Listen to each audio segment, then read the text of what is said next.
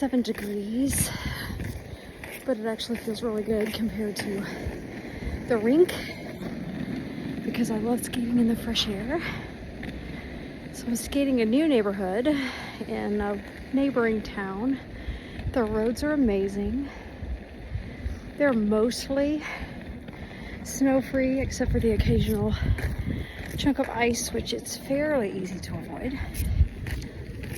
But here's to skating outdoors even when it's cold. It's still so nice and such a blessing. And I'm thankful for these cleared roads, even though it's snowy all around. I'll take it.